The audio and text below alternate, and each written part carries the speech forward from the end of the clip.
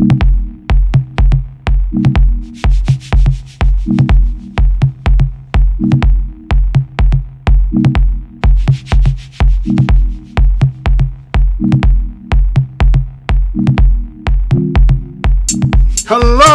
and welcome to the most hated show in the black corner of YouTube.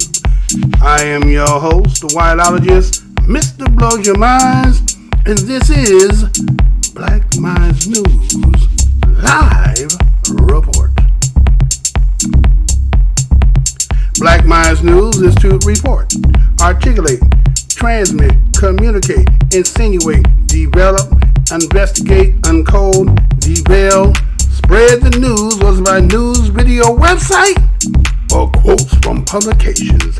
As I articulate this information, I accept the creator of the universe, be here, heart, soul, mind, and spirit. Because why? The truth don't need no partner. As a descendant of the greatest people who created this land that we call the United States, we, the BADOS, Black American descendant of slaves, we, today's children and offspring, present generation, we give honor to our ancestors. You know, the motto of my show is, I'm never going to tell you what I heard. I'm only going to tell you what I know. Today's date is March 3rd, 2020. March 3rd, 2020. Once again, Black Minds News is coming back live for another show. We got some things on the topic. Hopefully that I got that thing fixed from yesterday. Well, we're going to talk about what I tried to show yesterday for those who was present or seen the tape delay about what happened in that Dallas Fort Worth airport. I got a little something to that besides the fact of what you're going to see. I'm going to go also into Oklahoma. In Oklahoma, there was a situation that happened with some high schoolers with a recruiter that came to the school. I want y'all to check that out. We're going to talk about that Coors killing, you know, that happened up in Milwaukee. You know, sometimes situations are like brewing, right? Okay, so we're going to talk about that. You ever heard of a brother named Lamont McIntyre in Kansas? We're going to talk about that story as well. We'll talk about reparations with Darity, something he had just spoke about. And then, as you see on the thumbnail, about whose Massa is better. I seen some things out there, and a story that broke. And, you know, from a hip-hop standpoint, we're going to talk about that. We'll get into that. So, again, welcome to the most hated show on the black corner of the internet, and we're about to get into this live. Stay tuned for this broadcast. Hey, how's y'all doing, everybody? This is your host, Mr. Blows Your Minds, and we're coming with another live performance. First all, I want to say, what's good to the fam? What's up, family? What's how y'all doing in there? Subscribers, old and new. What's good, y'all? Glad y'all could take some time out, come over here and see what brother talking about today. We thank each and kindly. Again, we've been in the business for almost 8 years now. Right? Been in the business since we did that video on April 1st of 2014. And the man has come down to say, we're going to suppress this individual here, so we can't get past 100 views, right? So sometimes I think y'all got to share, you know, talk about it. You know, sometimes I may say some things that you just be like, but then later on when I do the topics, you see I come back and talk about it, right? So anyway, passerbys, if you happen to pass by, this is the most hated show in the black corner of YouTube. Go down the aisle. We always got a grand opening over here. See some things you might like. If you happen to see something to make you feel some kind of way, remember that the motto of my show is the truth. Don't need no partner. All right, so let me go ahead and get that out the way, right? So yesterday I was having some technical difficulties, right? And so I tried to play some videos and stuff like that, and it just didn't come out that way.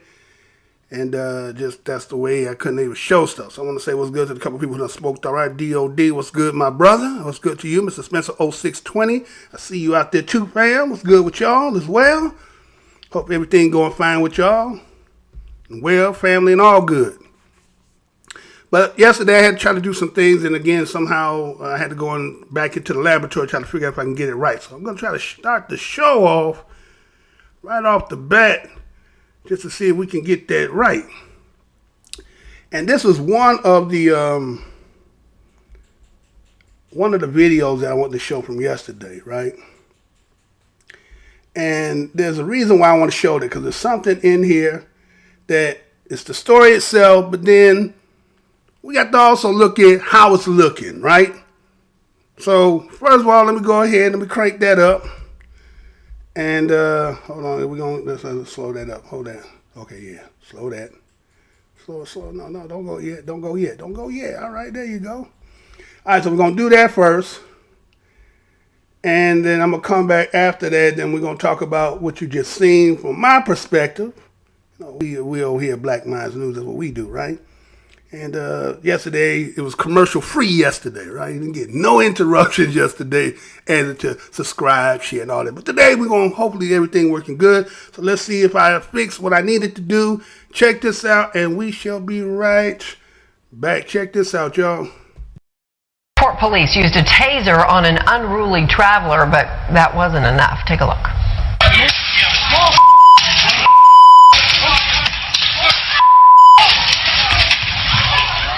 So police say this all started with a report of a man shoving an airline employee. It turned into this. An officer says he was bitten. Another says the man tried to take his gun. They ended up getting help from passengers too and finally took down that suspect. His name is Jerome Tosin. Fox News' Macy Jenkins spoke to a couple of witnesses, including the man who shot that video. She's at DFW Airport. Macy. Heather and Steve, both of them described the scene as pretty unbelievable and say it happened very quickly. The man who took the video told me today via FaceTime that there were several travelers in the area near that gate B5 who looked on as this went from an argument to an assault of officers. Most travelers at DFW watched in disbelief at this altercation between a traveler and police in the American terminal on Thursday afternoon. I was hoping they would just subdue him and that would be it. But instead, John Houston watched a DFW airport police officer use a taser on Jerome Tosin Jr. near gate B5. Houston was waiting for a flight to Vegas when he heard the commotion about 10 minutes earlier. He saw Tosin arguing with an airline employee. And the passenger was just dumping water all over his jacket and just pouring water over his head and just yelling, federal agent, TSA agent, kind of like he was mocking him and almost daring him to do something. At that point, Houston says Tosin pushed a female employee. That's when passenger Isaiah Holtman, seen here in the blue suit, steps in. It's wrong, so that's when I went over there and kind of got in the middle of it. Just stepped in front of them and told them we don't hit women. And I thought they might fight, but the gate agent kind of de-escalated it. A few minutes later, airport police arrived. The gate agent pointed Tosin out to them. Police say he started arguing with them and then took a swipe at one of the officers. At that point, I felt like they had to do something. I don't know that they could have taken him on physically. An officer deployed his taser, hitting Tosin. Then video shows the man running towards the other officer, tackling him. So they were wrestling. It was a pretty surreal scene. And then I'm not sure which cop yelled, "He's going for my gun." I think it was the younger cop. At one point, police say Tosin bit an officer's arm and hand and tried to take the other officer's gun. Other passengers jumped in to help. I really hope that whatever was going on with this guy, it was a moment in time. Now, the officer who was bitten was taken to the hospital for treatment. Tosin was also taken to JPS Hospital for treatment and then transported back into the custody of Texas Department of Public Safety. Now, he is being charged with several counts of assault, including one on a peace officer attempting to take a weapon and arrest.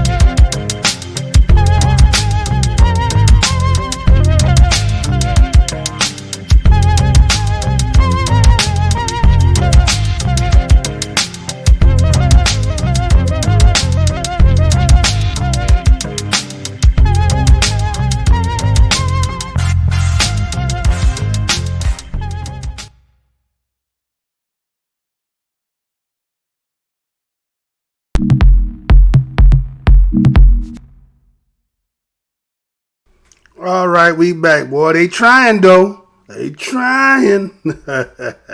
So, where we see there, we see in Dallas, Fort Worth, Texas. Now, this story has been back a little bit, right? This story been back a little bit.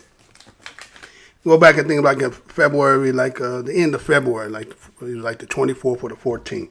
But there was something about in this particular story I want to talk about because, we see situations at times. We be out and about, and we see things, and it's kind of like, it's kind of incumbent that we as, BADOS and others as well see situations. We kind of, see a traffic accident. We kind of slow drive by. We look and, oh, shit, damn, right? We pay attention to stuff like that. But when we see it happening in this situation, we have to always kind of be kind of vigilant.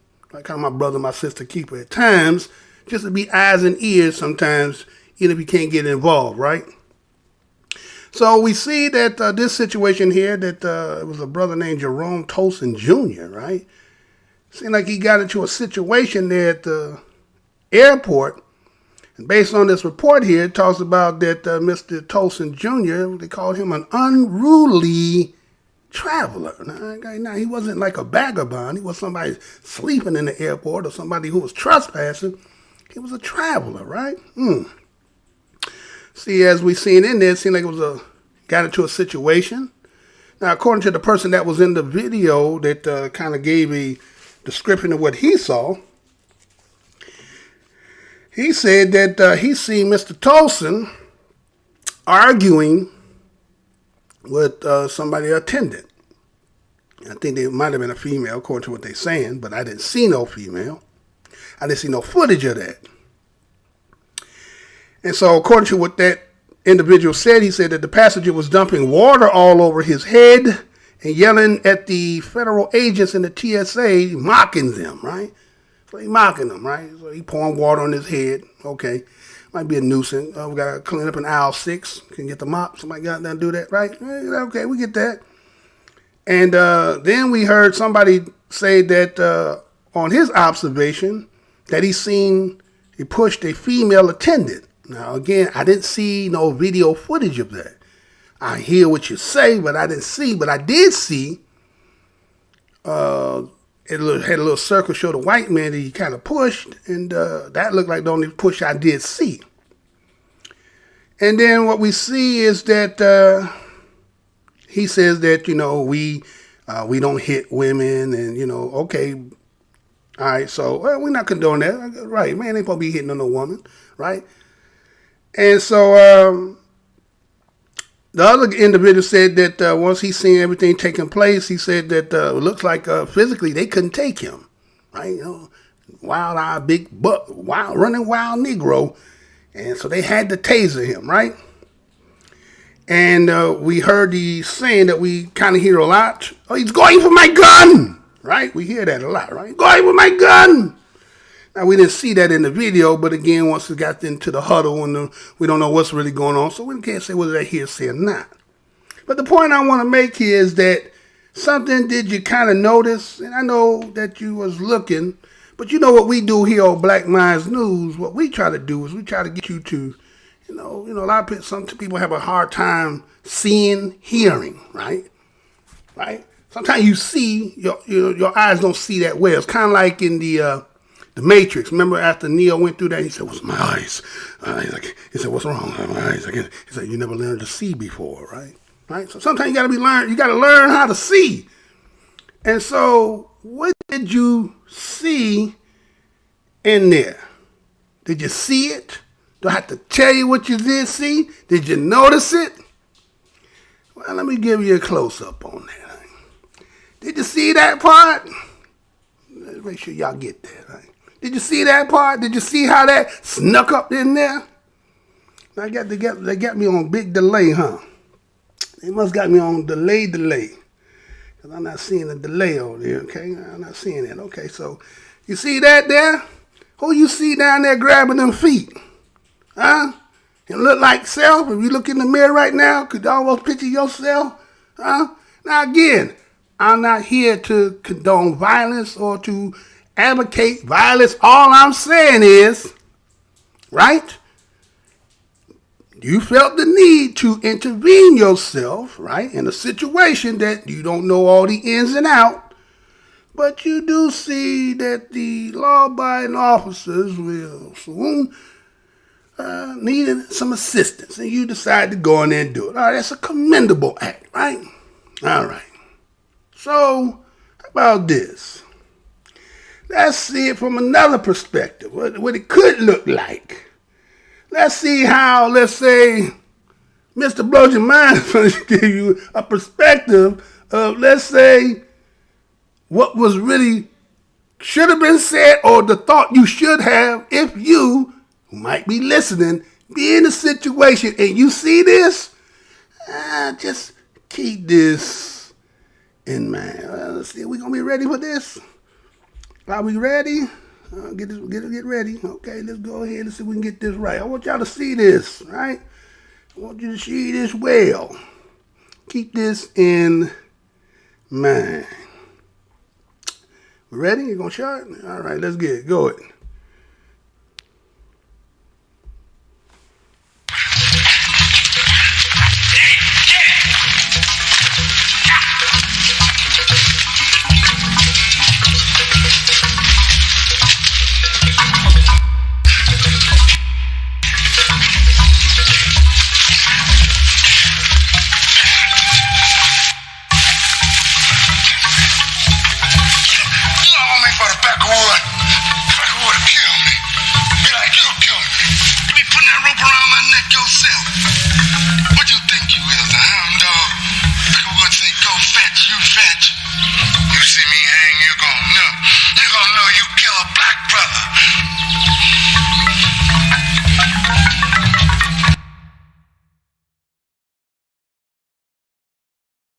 So, anybody ever seen that before? Heard that before? Know where that come from?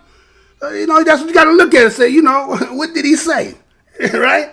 Now, putting that noose and that rope around your neck is kind of like you helped them. Right? And there was some more to that, but I didn't have much more to put on there, but I can't do what I did, right? So, right? That's what, we understand the situation, the scenario. They had a job to do. There was a situation there. I get it.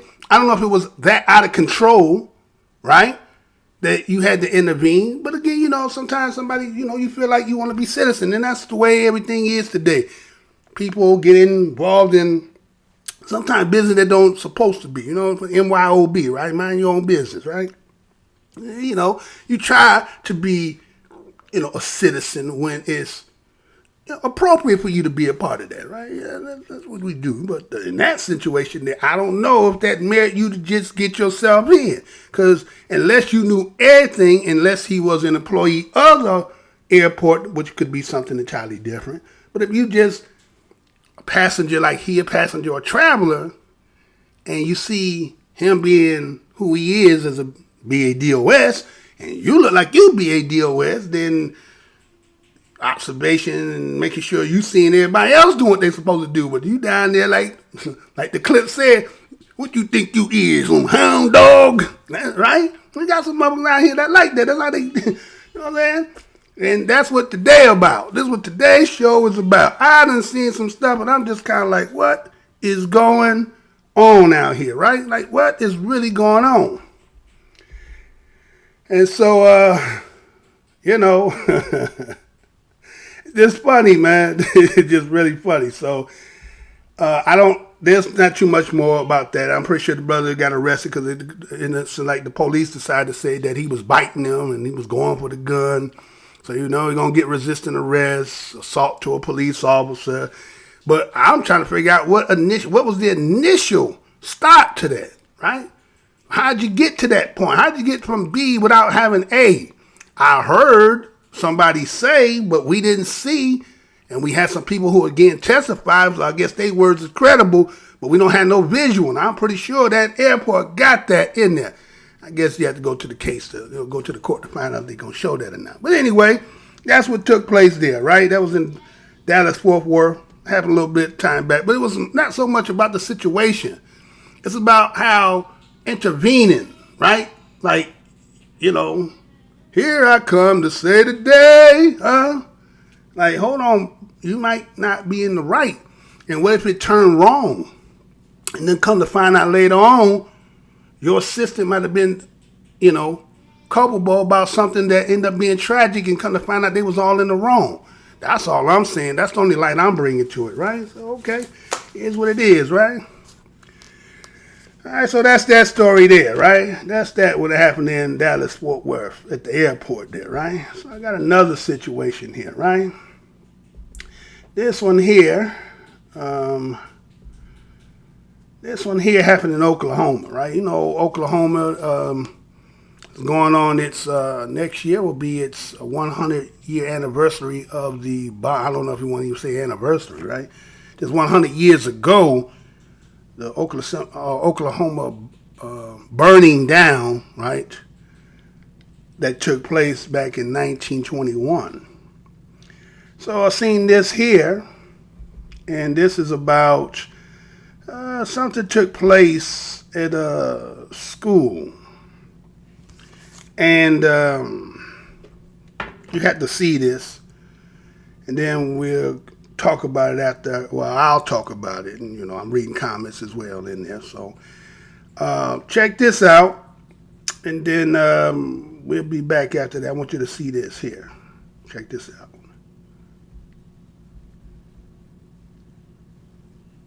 He had barely talked about the school itself. At Harding Charter Preparatory High School, college recruiters stop by all the time, but this gym assembly was different. I could already see through all his BS, basically. He's actually a white male. It seemed like he wasn't really knowledgeable on how to speak to people, even in a diverse school. A man representing Oklahoma Christian University leaving the 11th grade class stunned. He's like, all right, let's play a little game. So he said, let's see who's going to line up the fastest. And he said, okay, everyone, now line up from darkest to lightest skin complexion. Then the juniors told to shuffle again. He told us to line up nappiest hair in the back and straightest hair in the front. That's when I felt uncomfortable. I was like, okay, I don't think this is right. The teachers left. They were crying, like they left out because they felt offended.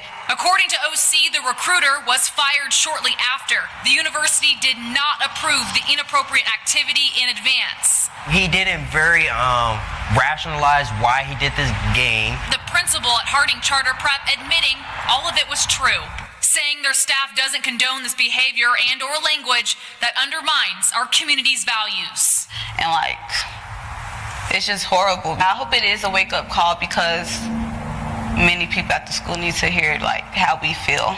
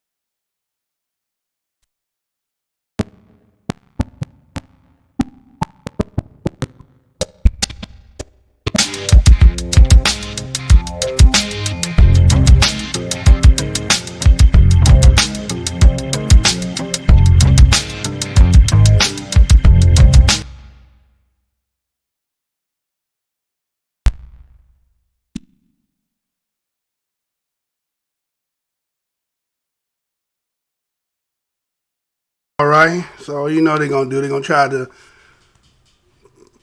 send packets in here to try to cause the ruckus and keep it all like that. You know how they do, right? Funny, this is nothing but general news, but you're mad when we talk about it. Ain't that something, right? It is what it is, man. Hold on. There we go. Get that up out of here. Okay. So, let me go ahead and give you the article to that, right? As you just seen there, the cast of that, right? And let's see if I got that here. All right. Look at it, freezing me up pretty good over here. Let me go ahead and put that up here for you.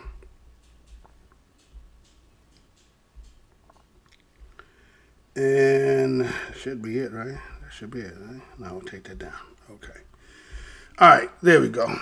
So it says an Oklahoma college recruiter is out of a job after he asked high schoolers to line up by skin color and hair texture. You know I'm going to say that again. An Oklahoma college recruiter is out of a job after he asked high schoolers to line up by skin color and hair texture. This story is coming out of CNN, actually done yesterday, March the 2nd, 2020. And this is what it says in here.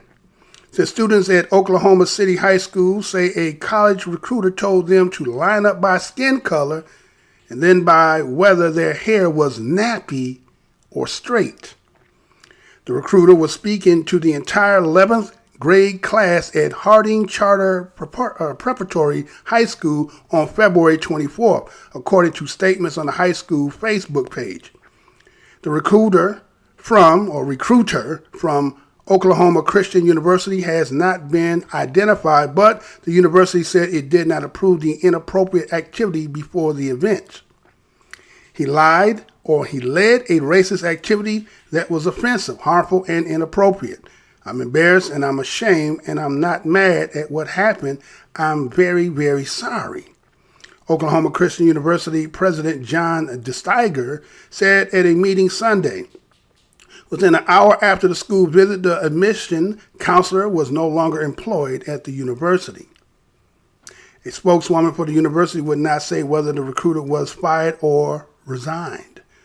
The OC admission counselor who visited Harding Charter Preparatory Academy on Monday is no longer an Oklahoma Christian University employee. University said in a statement, the OC admission leadership did not approve the inappropriate activity in advance and has communicated closely with Harding administration since the visit. Students said an assembly upset them. He was like, let's play a little game. One student told CNN affiliates KFOR, he said, okay, everyone now line up from darkest to lightest skin complexion. CNN does not publish the names of the minors without express written consent, unless you're in Mississippi.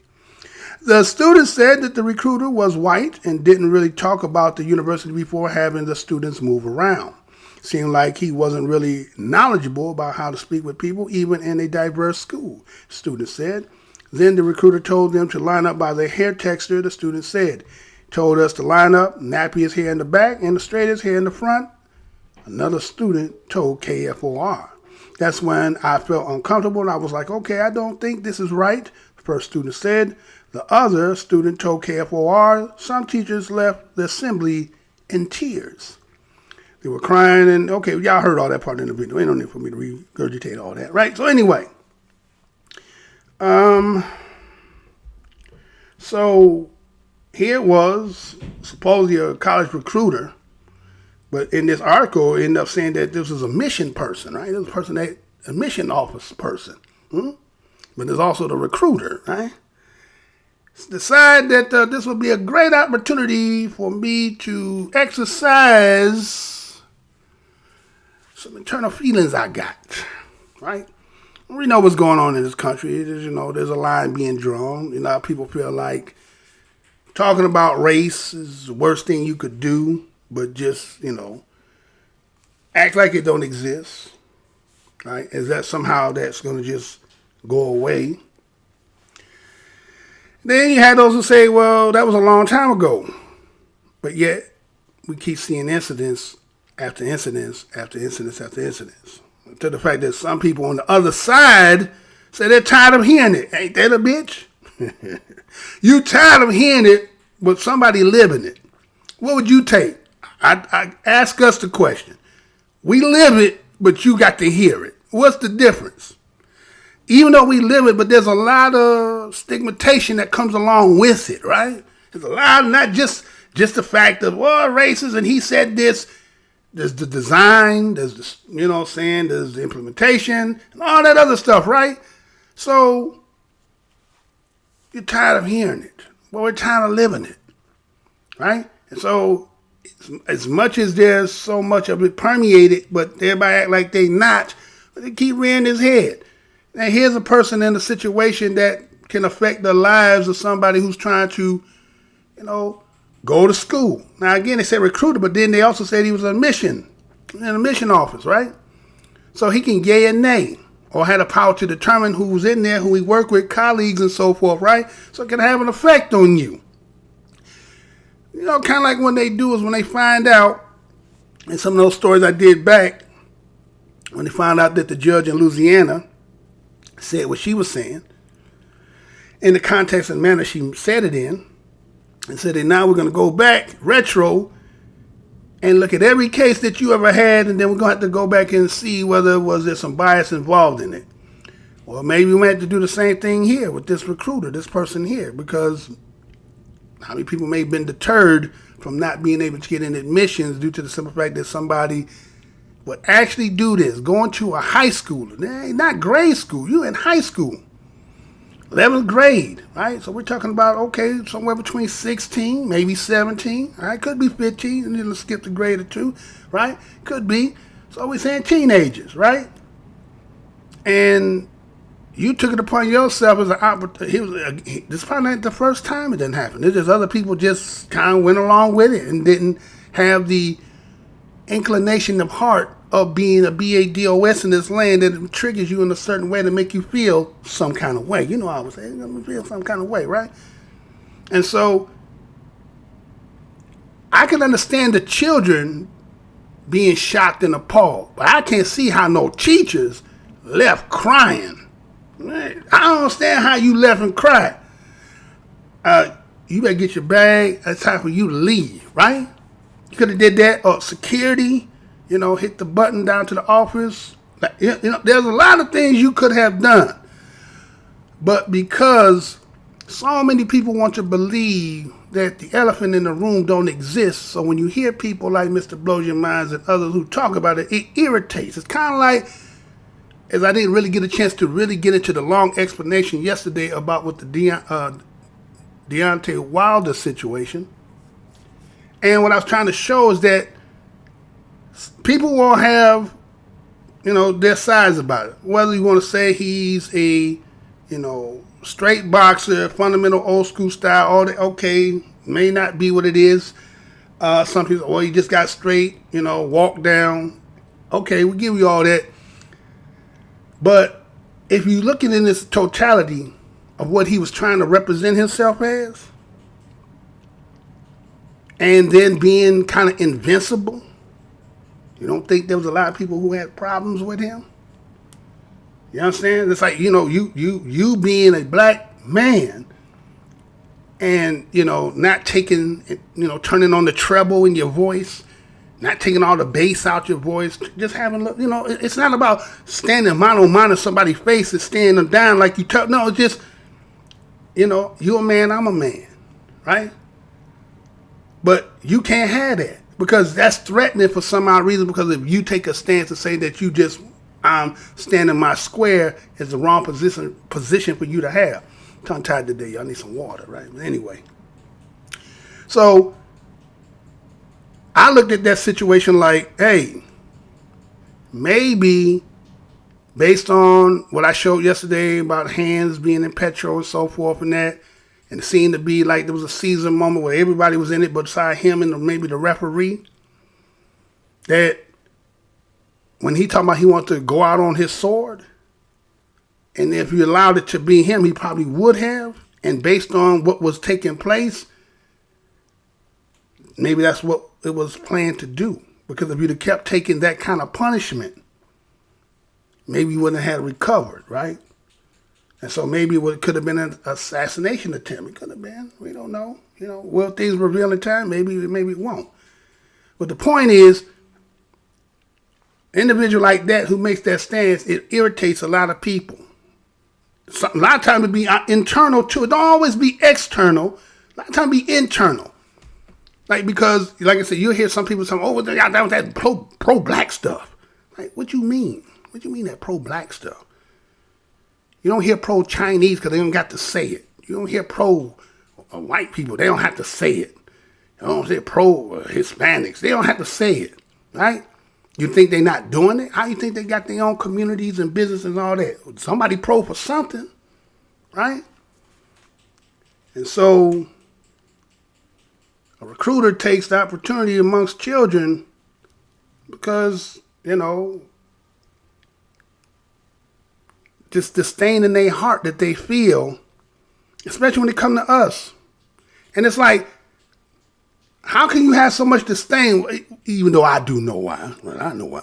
But I'm just saying, you got all this disdain for people who, in the position that you in, the privilege that you have, you got all that. It's like somebody got all this stuff here. You got everything: house, car, money, travel, property, and yet this person over here who ain't got nothing, scraping, grinding every day, trying to make $1 out of 15 cents, and yet you ain't fulfilled. You still not happy. It must not be about that monetary, that material stuff. It must be about something spiritually you got. I'm going to say that again. Somebody who got everything: money, clothes, cars, house, property, vacation, privilege, but hate you with such a passion. Like, what is you holding that they can't get? Better think about that. You're holding on to something that they can't get. What are they trying to figure it out? They're trying to make it. How about that? You're trying to make it, but yours is natural. Right? So it's kind of like I said with the Dante Wilder situation. He had a natural gift. He don't need one punch. All that you did, and this is saying if it ever reveals itself to what we might believe it could be, if you did all that, and at the end result you still couldn't get that, then how bad is he? Or how bad is we? You get what I'm saying? How bad is we then? You doing all that, and still we say, still I rise. Oh, we care, so we will be here forever and ever and ever and ever. We will be here, right? So again, to say this recruiter did what he did, there was an opportunity. He might have been recorded. Maybe you get one off so they can have a good old chuckle with my boys later on. That's what we did. Funny, huh? Right? Man, got one off, right? Sometimes that's how it must get down. They do what they do, and then laugh. Because like I said, I've been holding on to this story, and I didn't want to do it because, not the one I'm about to do, I'm just telling you because I told you a little bit yesterday when I talked about the Kobe Bryant situation and how those sheriffs were taking pictures of him after that crash, and they were spreading it around, taking the bars and stuff. Huh? You gotta ask you, what kind of person are you like that? What kind of people are you like that? Black people take, death seriously, We take that seriously. Now, I know people from the outside be looking, well, you kill yourself. Well, it's a lot of other stuff it's a lot of stuff tied in that. But we just saying, not talking about the dead, desecrating the dead. You know what I'm saying? But other people, that's why other people can go into what would be considered, let's just take Egypt, north corner of Africa. All up in the graves. They ain't getting on yet about that. We don't figure out how the hell y'all do what you do. No sacred. But guess what? They told you that, let's say, for instance, they told you that there was, 6 million that was in Auschwitz? And so when they did the mass graves, right, they got this block that were considered to be where they all at. But I bet you can't go excavate over there. I bet you can't go in there and excavate. So everybody else is like, we're doing it for science and archaeology. Okay, right, because you don't respect nothing but yourself, right? So the same thing here. They don't respect nothing about you. They do that and they lose the job. But again, as the article said, did the person get fired or did they resign? Those who avid watchers over here, remember I did the show about when, I think it was the cop that broke into the sister home, right? Up in, I think he was on vacation up in Tennessee. was partying supposedly next door. It was an Airbnb, but somehow they in there. A couple of them was cops. And they in there doing what they doing, bachelor party, so forth. Guess he got too rocked off his square, drank too much bat juice. Somehow he get out, discombobulated, and gets up into their house. Right? Go up in their bedroom, but as I told in that story, they up gap on him. They had the gun on him. He said, if you shoot me, right? If you shoot me, but you in the wrong. But see, that's the thing. You could be in the wrong, but you don't accept the fact that you be wrong. And then when we sit in here and we talk about it and activate it, yeah, we're complaining, we're bitching, what you call it? I mean, hey, you doing it, right? You doing it. So that's just what it is, right? No respect. And so, again, we just got to say how much detriment can a recruiter have on an individual young black person. Yay or nay, you getting accepted to the college that they're trying to get in, right?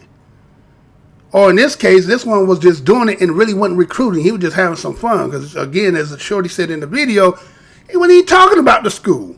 He said like he didn't even know how to talk to a diverse group. Well, see, that's brand new.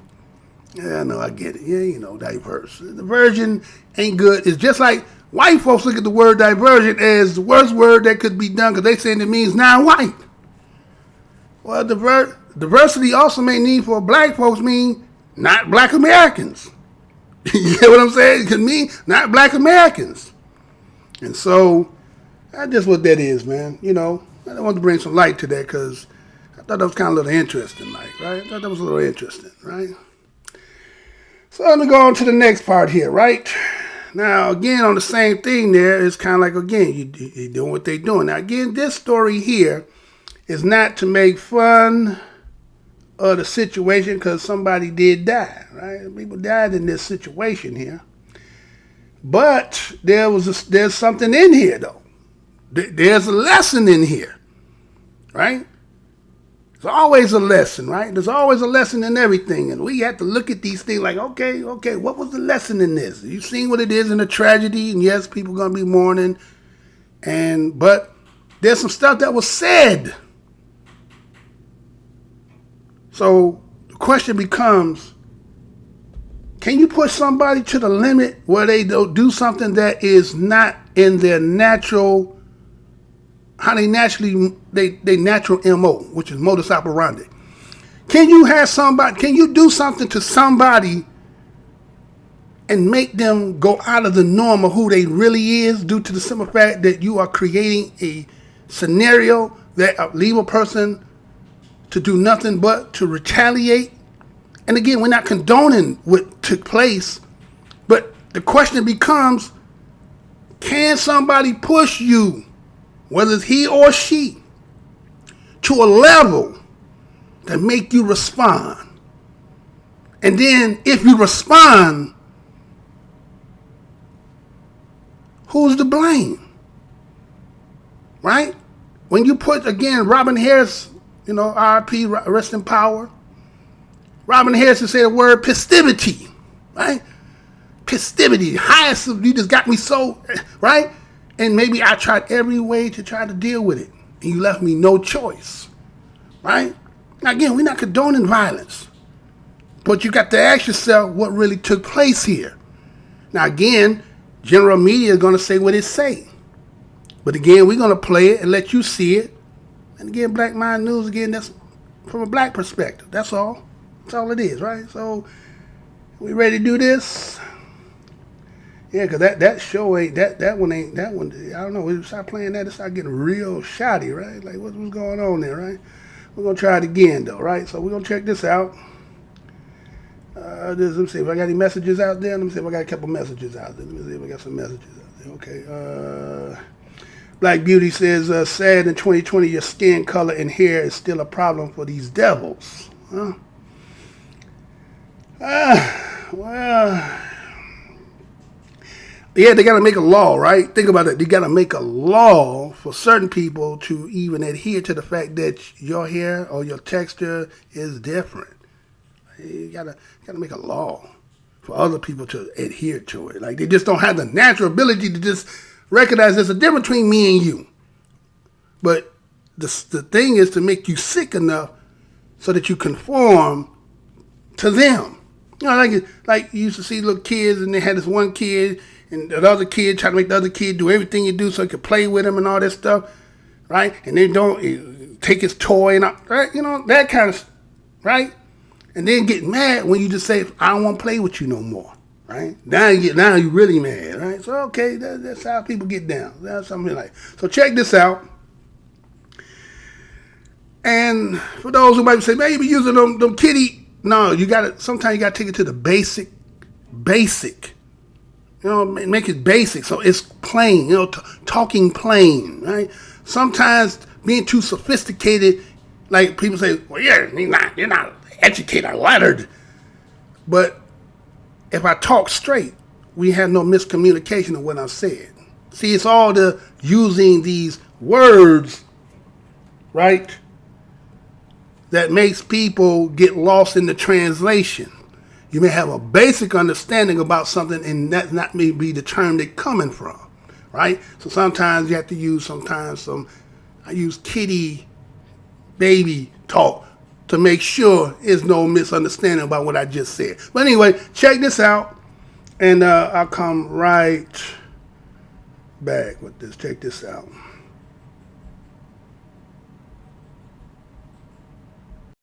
We're going to turn now to another big story, that shooting at a Molson Coors brewery facility in Wisconsin. One of the worst mass shootings in the state's history.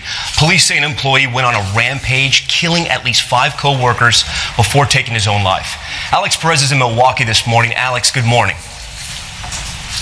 Hey, good morning, Tom. For the more than 1,000 people who work here, yesterday started out pretty normally until about 2 o'clock in the afternoon, when suddenly everyone's worst nightmare became a reality. This morning, a tragedy at a Milwaukee landmark. Never seen anything like this. Police say an employee opened fire at the Old Miller Brewing headquarters, now the Molson Coors company, killing 5 co-workers before turning the gun on himself. Investigators say the former employee returned to the office armed, opening fire on staff members. Employees were evacuated along with neighboring schools as police searched more than 20 buildings on the company's campus. I'm just glad I was able to get here in time, get them out of here, and just get them home. All of us were just kind of in shock because we didn't know what was going on. This worker says he walked away from the gunman to talk to someone else just seconds before the shooter pulled out the gun. If I wouldn't have gone to talk to this guy who was relieving me, I'd be one of them guys. And I know that for a fact, because I would have walked right into what was going on. More than 1,000 people were working at the sprawling beer plant Wednesday afternoon when the shooting occurred. This Miller Brewing site has been part of the Miller family and part of the city of Milwaukee for 165 years. And this is the saddest day that we have had. And authorities at this point have not released any other details on the 51-year-old gunman or his employment history. This community now coming together to mourn those that were killed. Robin? We're certainly thinking of everyone there.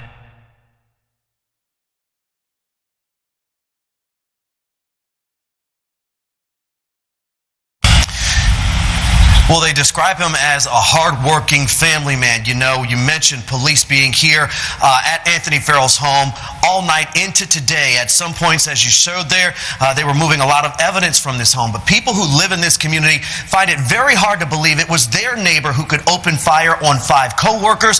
The person they described to me as knowing is someone who was a family man, who was hardworking, but was working in an extremely uncomfortable environment. At Anthony Farrell's home Thursday, 12 news cameras were there as investigators pulled a tub full of evidence covered in brown wrapping out the side door, hoping to explain more about the deadly shooting at Molson Coors. But people who tell us they knew the 51-year-old claim he's not the type of person they thought would carry out a mass shooting. Yeah, I would have expected him to be someone, to do that. This woman who asked not to be identified claims she worked with Farrell for 3 years. Hardworking, problem-solving, good person. But there was one problem the woman told us could not be solved. A lot of racial things there that shouldn't go on there. What kinds of things? People would openly say the N-word in front of me. Was incidents where we had a work meeting and somebody, put a noose in the bathroom there and, said something, and, no one should have to deal with that. She told me she addressed the problems with the offenders directly, but regrets not going to management. But I said it for myself, you know what I mean? You're not going to do that around me. Plain and simple. If that's how you feel, that's how you feel. Some people wouldn't talk to me, after that. Neither Milwaukee Police, the FBI, or Molson Coors would respond directly to the allegations of a toxic racial environment. And back in Farrell's neighborhood, growing disbelief about the investigation still unfolding. So I never thought he was in that where he would do anything like this. So, like I said to the kids, he maybe something went wrong that triggered him that way. Derek, do you have any indication whether Farrell filed any complaints? No indication of that just yet, Patrick. No response from Molson Coors. That former co-worker said she talked to the people who she heard using the N-word directly, but says she did not go to management. We also reached out to the Equal Employment Opportunity Commission, the agency which handles and investigates workplace discrimination. A spokesperson with the EEOC said they could not confirm or deny the existence of an investigation related to Anthony Farrell or Molson Coors, and they said at least we checked court records and there were no lawsuits filed by the EEOC on behalf of Anthony Farrell. Patrick. All right, well, we should learn more in the days to come. Derek Rose reporting live from Milwaukee's northwest side.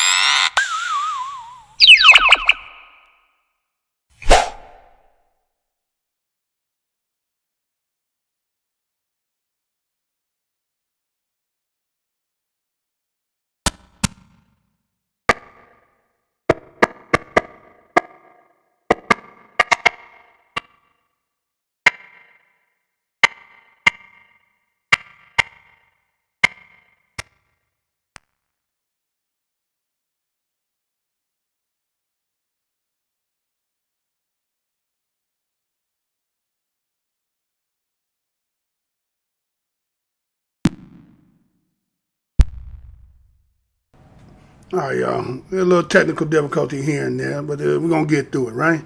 We're going to get through it. So, again, situation is in Milwaukee, Molson Coors, where individuals end up losing their lives, not also just those who were considered the victims, and also the perpetrator who can be considered the perpetrator, right? And let me see if I can put this up on the screen for you here, y'all. Let's see.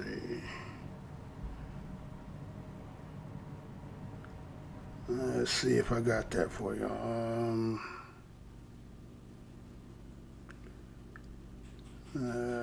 Okay. Some reason I don't have that on there. I know I should have it though. Okay, let's see, what's this one? No, that's not it. Okay, so anyway. So again, we had a shooting that took place in February 27th of 2020.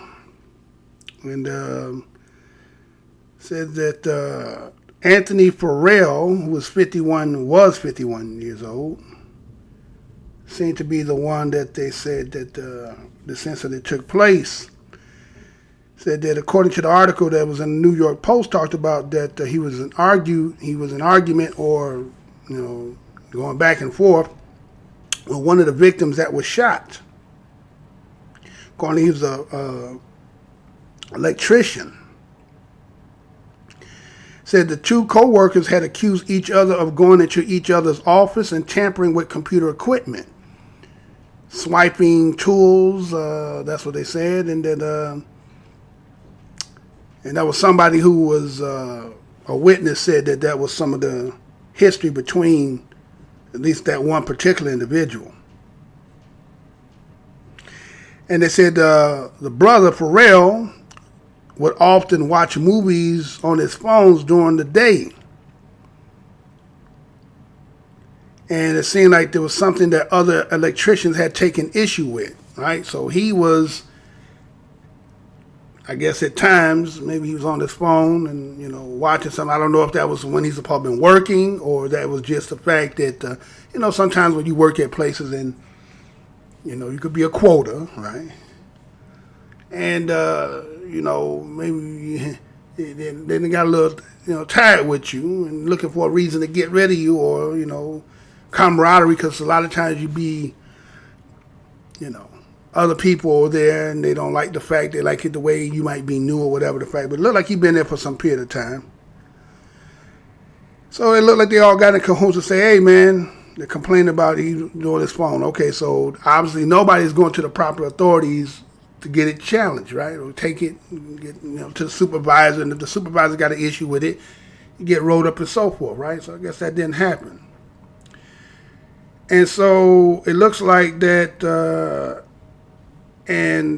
looks like he had decided to take this issue to the proper protocols at a job, and he was believed he was being discriminated against because he was African American. And it said that he had been fired earlier in that day. So somehow the situation ended up, he's going to be terminated. Is that because of him watching the phone? They never specified that. They said that the other electricians were complaining that he was on the phone, but they're not specifying whether he was terminated because of that. But he did get terminated, right? He had been working there for more than 20 years. You know, like, you have probationary periods when you have a job, right? When you get that job, you first get there, try to get through them, them 90 days, right? Is that it's still 90 days, right? Once you get that 90 days, then you're trying to get past that year. And then 2 years, right? But when somebody been at a job for 20 years, can you say they no longer know how to do their job? Been on your job 20 years and then somebody want to try to terminate you because it says lack of performance. Or maybe they're going to say, now all of a sudden now you late. Or you coming back from lunch 10 minutes past, and we've been monitoring it, right? So those who've been through that revolving door know what I'm talking about. You know what I'm talking about, right? So here's a man been there for 20 years, get fired. He's 51 years old. A lot of people don't even realize in most states, 40 years old is already considered a senior citizen. I'm going to say that again. Go look it up. Most states, 40 is already considered a senior citizen, an elderly. By then, they could probably get your SSA or SSI, right? But you don't. But the point is, you're 51 years old, you're an electrician, and you got to start all over again, right? Now, if you did something that caused you to lose your job, I think people handle that well. When you know you done fucked up, right? You know you fucked up. When you know you fucked up, what you do is you like, all right, you kind of already know. Like I know I got too much time left. They're gonna get me. I know. I done gave them the sword to get me with, right? So you either making preparations or maybe you're gonna try to, you know, hang out and maybe see, you know, what's gonna take place, but you know it's coming. What we seen, and I didn't do none of the stories because I was on the layoff for a minute. Well, I seen a brother went into the human resource department to talk about his, you know, the complaint. And they end up firing him, calling the police on him, firing him, and that whole thing because he did that, right? So it happens, right? So a lot of times you think that doing the proper protocols to resolve an issue, to say policy, but that's paper. But then what about the people who's sitting there that you got to go to? It could be nephew, brother-in-law, sister-in-law. You know, it could be some relatives in there, some nepotism going on in there. And then here you is going to complain to try to get them. So they're going to get you before they get them. So anyway, he gets fired, been there 20 years. And at least 17 at this particular, he been in the brewery business. I guess they have another facet that he was in for 3 years, but then once he transferred from there and came here, he been there 17. I wonder what happened, why he left at the first one for 3. Might be some business behind that too, right? And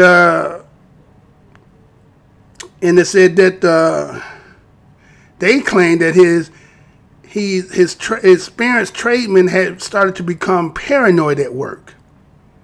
Allegedly telling co-workers about a year ago he thought his bosses were breaking into his house, bugging his computer, and rearranging his furniture. Right? Now this is what they saying. Right? You know how they say dead man can't talk, right? So now it becomes a unilateral side. Right? Now again, you know, on code, right? People standing code, get in line, say, all right, we need you to take one for the team. Otherwise, you know, too many of us are going to go down. So guess what? They saying things that how do we know are true, right? You saying he sound paranoid, telling his co-workers about bosses breaking into his house. Could it be true though? You know, sometimes story could be so out of this world, right? It's kind of like the black people story, right? Black people say, hey, we were slaves in this land. People beating the shit out and hanging us and making us work for free and keeping us and prohibiting us from every damn thing. Oh, man, come on. That was a long time ago. But we telling you the damn truth. I don't want to hear that. What? Right?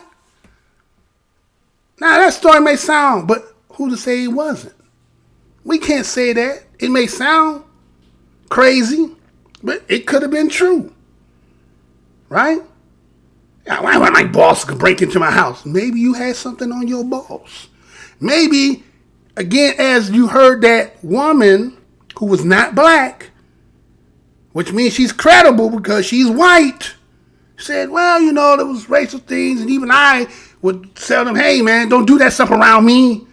Putting nooses, saying nigger all day, right? And so what? What happened? All right? So who's to say that he wasn't building a case? Got something on you. Matter of fact, what was that? It was a half-baked? Yeah, I think it was half-baked with Dave Chappelle, when the Spanish dude that was with him, when he was working at the job and finally, like, fuck, we gonna steal weed when he got to work that day. Fuck you, fuck you, fuck you, fuck you, and fuck you, right? You cool. But you know what I'm saying? Like, one of them type of things. I'm gonna get, right? Because everybody he was saying that to, he had issues with. So the same thing here. He might have issues at the job. Even as high up as the boss. Somebody that like just the boss ain't got nothing to do with sometimes being in what they say never exists. It's conspiracy. You know what I'm saying? I don't want to, So, it could sound crazy. Bugging his computer. Okay. Could they? That doesn't mean somebody could be hacking. Don't necessarily have to be putting no bug on it. Somebody could have been hacking. Somebody could have surveillance and come, mirroring his computer. He an electrician, right? He might know something about, he knows some things. Now, rearranging his furniture makes it sound crazy. But maybe they doing that because they really messing with you, right? Maybe messing with you, right? So anyway, and then this individual was saying that they used to joke about that a lot. And that they would get him an aluminum hat. But they said he was dead serious about it. Now, here they was joking, but he was for real about it. He was about it, right? And so it was known by his friends and family and neighbors that he was the type that carried guns. One neighbor said they seen when he had got a gun safe delivered to his house, right? And but they vouch and say he was a very good electrician. And every time that the one person who's vouching for him said he was always in a good mood and he was never like that. That you know what I'm saying? So some people see you in one way and the people who rubbing you wrong gonna view you another way. Now those who rubbing you wrong know they rubbing you wrong. And because again we talking about privilege, they know they could get away with a lot more. So who do you go to when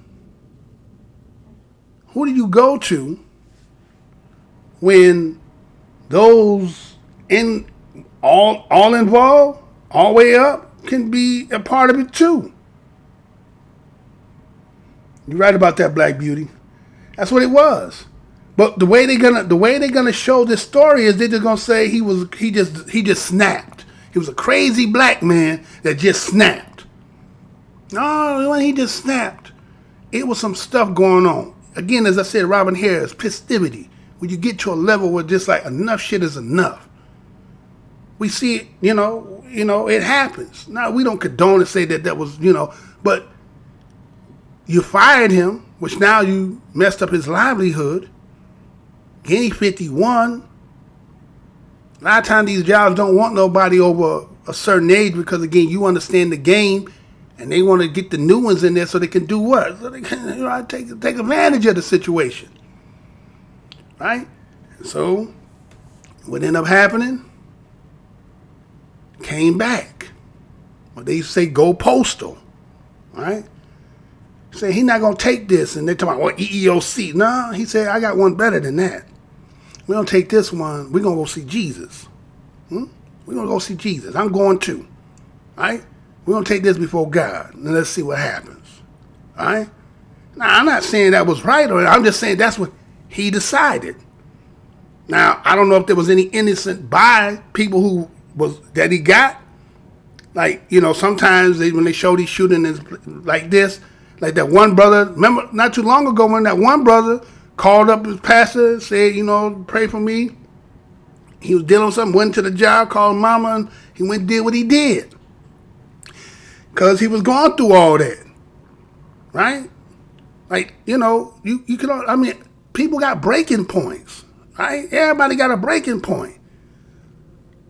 But the best thing is try to just get yourself out of the situation. But I guess if you deem that's what he had to do, that's what they did. And so now they mourning and they're sad, but that probably could have been prevented if the proper policies and rules apply according to what you say you're right. And when you don't do that, this could be preventable. And so the lesson in that is, it's kind of like the old movie Cool Hand Luke. Anybody seen that movie Cool Hand Luke? Cool Hand Luke was, he taking the punishment. We wouldn't stay down. Right? We got some Cool Hand Lukes above us. Huh? We kind of like Cool Hand Luke. But when you get to the point where say, I'm going to fuck it. I'm going to give up and lay down. But maybe they saying they ain't going to lay down by myself. And that's where he went with it. But that's, it's sad because it could have been prevented. If she know what was said, but she didn't go to the proper authority because again, that's family. She white, even though they were wrong, she wasn't going to go to the supervisor and say, man, you need to stop doing that because, the environment is making it bad. She went to him and just said, look, I'm not down with what you guys are with.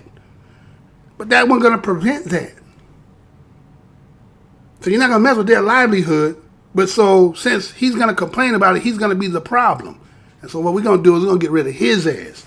And so when they made that decision, they know they might have been writing, the handwriting was on the wall. When you made that decision, if that was the decision you want to make, and if it's justified, then he's totally wrong for what he did. But if this is what he ended up doing based on he couldn't get enough, then everybody may have been putting themselves in a position for that to happen.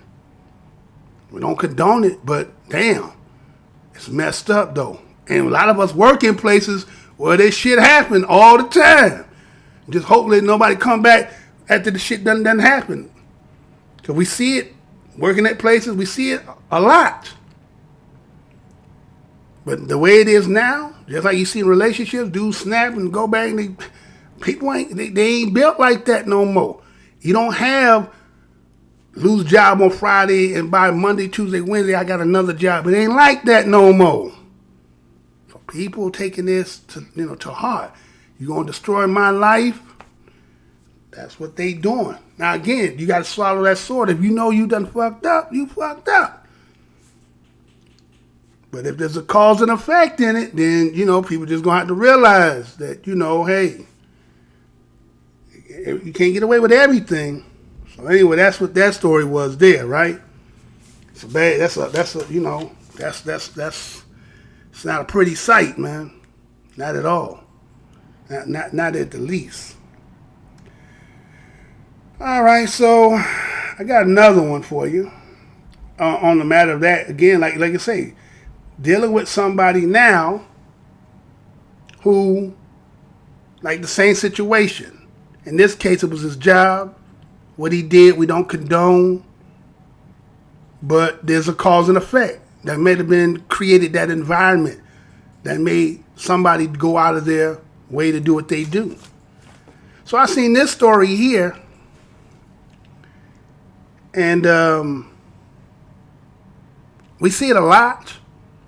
But I think there was something a little bit different about this one than the other one. So go ahead, I'm going to crank this one and see if I can get it to go ahead and play right.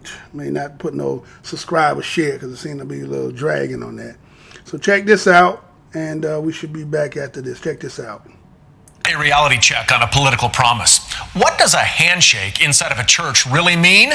Investigative reporter Angie Rucono finds out what really happens when no one is looking. Lamont McIntyre spent half of his life in prison for a crime he did not commit. After serious allegations of police corruption leading to this wrongful conviction, McIntyre was freed. The state of Kansas promised to pay Lamont for the justice system stealing more than half of his life. But tonight, that appears to be all talk. Lamont McIntyre didn't get a dime. You get out, it's like you're 40-some years old, what do you do? This was the day Lamont McIntyre was finally free. He spent 23 years in prison for a double murder he did not do. He entered the system as a teenager and left a middle-aged man. And I had to fight for my life to get my life back, and now I gotta fight for something like compensation when it's a law.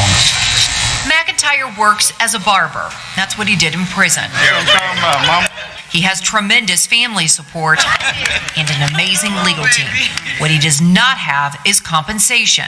That might surprise you, because McIntyre's wrongful conviction prompted new legislation. Then Governor Jeff Collier even held a media event inside McIntyre's own church and signed the bill into law. It is law. Then he shook hands with Lamont McIntyre. When we signed it, I thought, it seemed like there would be a quick process because that's what the bill was in place for. It's supposed to be something quick so people can actually start to get on their feet and start to rebuild and start their life over. I just don't understand how that works. That is the very point of this bill. That is why this bill was passed. And it was passed for Lamont. The new law provides money, health care, and education to help people start over. Lamont McIntyre could use the help. Like I went to the dentist to get some cleaning. It was a $3,000 bill. McIntyre's legal team filed paperwork months ago. The AG recently responded that the petition does not contain separately numbered paragraphs and that the claimant was convicted of those crimes. They are without sufficient information to form a belief as to the truth of the allegations. The allegations behind McIntyre's wrongful conviction are awful. A powerful police detective who's now retired is accused of sexual abuse, vengeance, and corruption. Detective Roger Golubski has never publicly responded to the allegations, and he's never faced any charges. The mother of one of the victims told KCTV5 she was horrified at the detective's behavior and never believed McIntyre was the killer. The case went back to court. McIntyre's team was prepared to reveal allegations of dirty police work and a corrupt prosecutor. But once the hearing started, the prosecutor dropped the charges, asking the court to proclaim a manifest of injustice occurred. That was granted. When we questioned why the office is fighting the claim, we were sent this response. For some claims, the Attorney General has been able to review records of prior judicial proceedings to determine the claimant has satisfied the requirements for proof.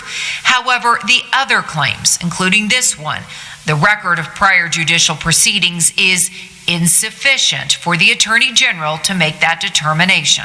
How could he not be compensated? The evidence of his innocence is overwhelming.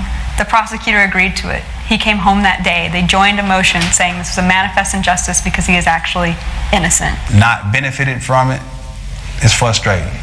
It's frustrating. I shouldn't have to fight for that too. I already had to fight for my life. McIntyre's legal team makes it clear legal excuses don't cut it. They sent us this statement. There is nothing in the statute that prevents the Attorney General from independently examining the facts and reaching agreement. There is also nothing in the statute that prevents the Attorney General from conducting its own investigation, including an investigation of the police misconduct that led to the wrongful conviction in Lamont McIntyre's case. We will keep you posted on Lamont McIntyre's fight for compensation. Angie Racono, KCTV5 News. All right, so we back. No commercial that time. All right, so see there, a brother who was wrongfully convicted in Kansas spent 23 years in prison. Backdoor deal, shaking hands at a church, signed the bill as y'all seen. It was supposed to be awarded $1.5 million, which think about it, if you do the math, $1.5 million with 23 years. Right? Right? So Lamont McIntyre's name, that's the brother's name, right? And if you didn't hear, he was sentenced to 2 terms of life in prison for murder of Donald Ewing and Donnell Quinn back in 1994. And according to the history, it says about the 2 victims had been shot in the middle of the day while they sat in their car. McIntyre was 17 at that time, and according, there was no physical evidence or motive that linked him to the crime, according to what the article talked about. And according to the Associated Press, the documents that were made public during the 8-year fight to free McIntyre alleged that the prosecutor in the case intimidated witnesses. You hear that a lot, right? And who told her that McIntyre did not look like the shooter after they saw him in person. So they had witnesses who were willing to testify based on what they seen, and yet when the witness identified said that it was not him, no, you gonna say it's him. Or you gonna say it's him. Goes on, talks about also is there was also allegations that the detectives who investigated in the murder who preyed on and harassed African American women. So they was going around shaking up women to get a confession to get them to, put him at the scene of the crime, including, not excluding, his own mother. I'm going to say that again. Even his own mama, they was doing that too.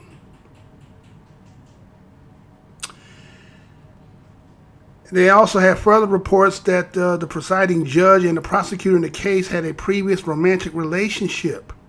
Remember I just did the story the other day about that was in Louisiana, and then they were talking about how she had an affair, and I was like, oh, I didn't care about the affair.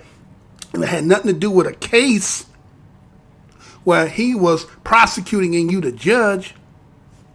But they said in this case here, the individual who was prosecuting, which was a female, and the judge were in a romantic relationship. But they said that never was disclosed at the time when all this is taken, which would be, right, conflict of interest here, right? We see that McIntyre was released in prison in 2017 after serving the 23 years of wrongful conviction. Okay? And accordingly, they end up saying conclusively that he was a completely innocent man, right? And as you've seen in the video that I just showed you there was still stipulation. Now you know where that term comes from. No trust in no white man, huh? He speak up with a forked tongue, right? Now we see where that come from, right? He said one thing when he sat there, sitting there signing the bill that's supposed to compensate you, knowing that you are innocent,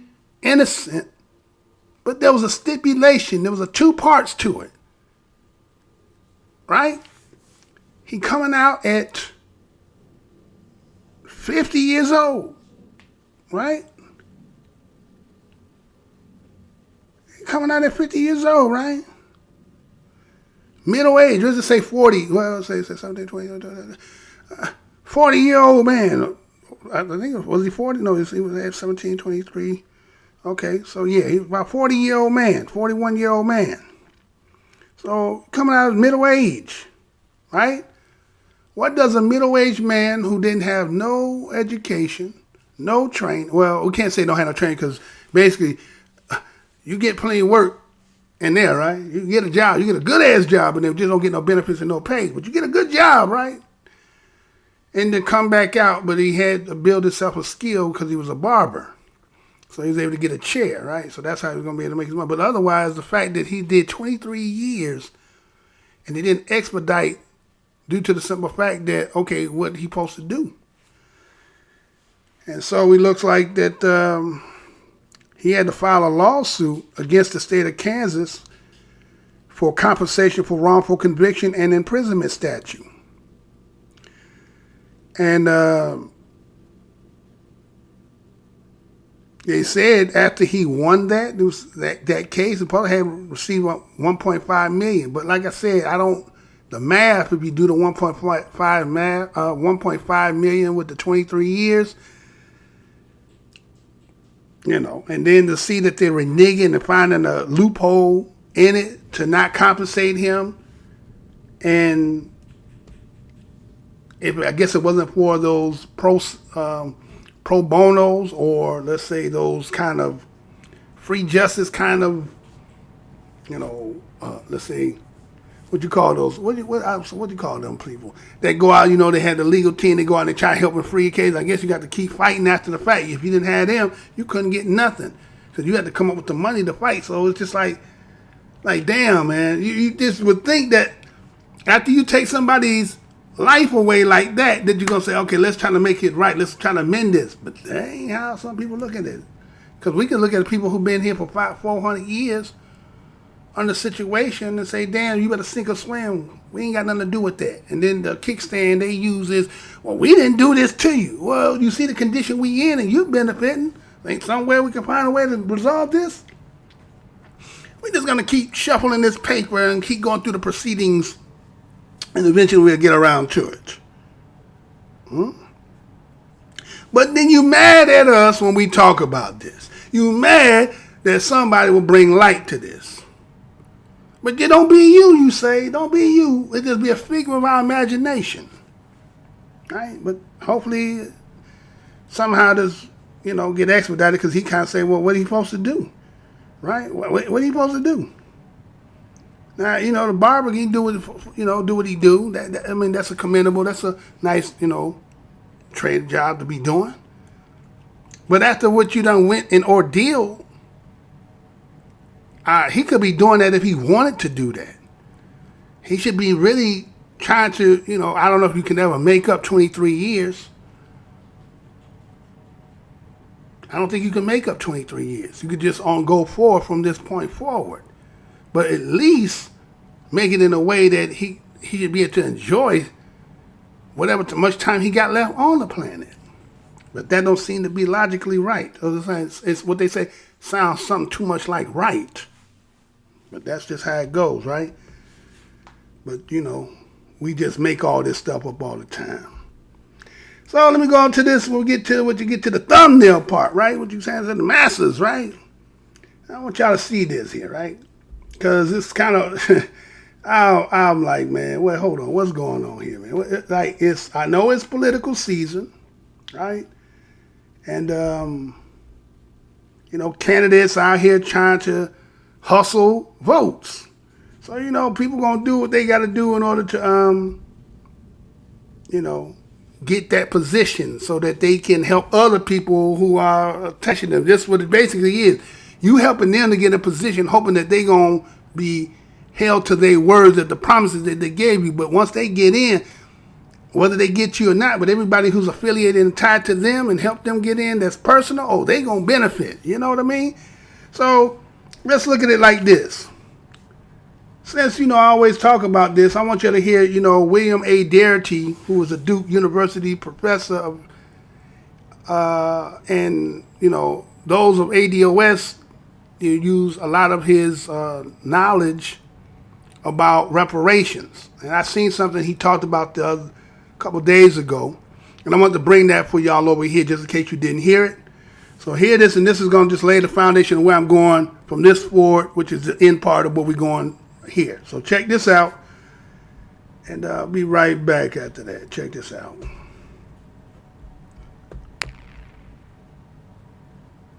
Dr. Darity, you were one of the various people who talked about reparations. I've quoted you quite a bit in my work. When you think about ways to address the racial wealth gap and through the lens of reparations, like what's one of the most effective steps you think can be taken immediately? Well, I want to thank Ryan for introducing reparations into the conversation. I've done a substantial amount of work on this topic, particularly in conjunction with my partner Kirsten Mullen, and we have a new book on reparations that will be available in April called From Here to Equality. In the final chapter, we try to sketch how you might actually execute a reparations program. I think one of the critical things that we have to recognize is the magnitude of the racial wealth gap, and I think we've talked about the racial wealth gap here, but I don't think we've offered any numbers to give people a sense of the scale of that disparity. So if you were to examine the American population as a whole, Black Americans are about 13% of the nation's population, but Black Americans possess less than 3% of the nation's wealth. What that translates into at the average is an $800,000 differential per Black and white household. That is to say, the average Black household has $800,000 less in net worth than the average white household.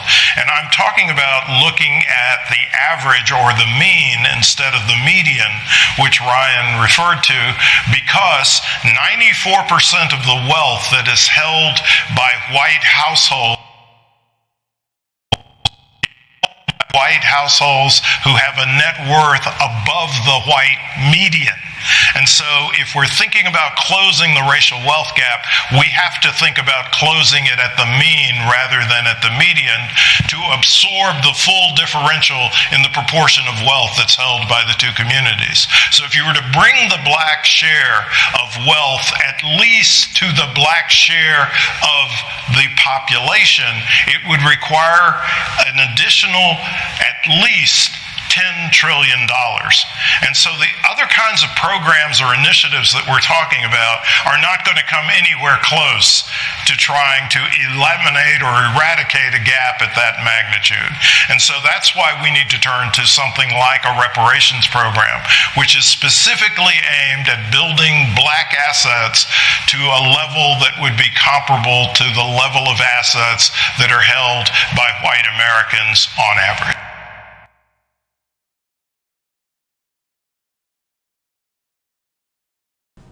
All right. So that is William A. Darity, an American economist and researcher. Currently is the Samuel Du Bois Cook Professor of Public Policy in Sanford School at Duke University. Is also a professor of African and African American Studies and Economics. He's the director of Samuel Du Bois Cook Center on Social Equity. He was previously the Carrie C. Basham Professor of Economics and Sociology at the University of North Carolina. And Darity was visiting scholar at the Federal Reserve Board of Governors in 1984. And, so he has the criteria. So when he's speaking, he's not somebody who's talking who don't know what he's talking about, right? And so what you heard him say is that, in short, 90% of the wealth held by white folks in this country, that black people only have about 3%, right? 3% of the wealth. So that's why you dangle certain people in our face and see, and they make you look like we black people. See, Oprah's a billionaire, Jordan's a billionaire, right? He's a billionaire. But he said that the average, and he said, but the whites are even higher than that. But the average was $800,000. The average wife is $800,000. And here we is acting as if like we're making strides.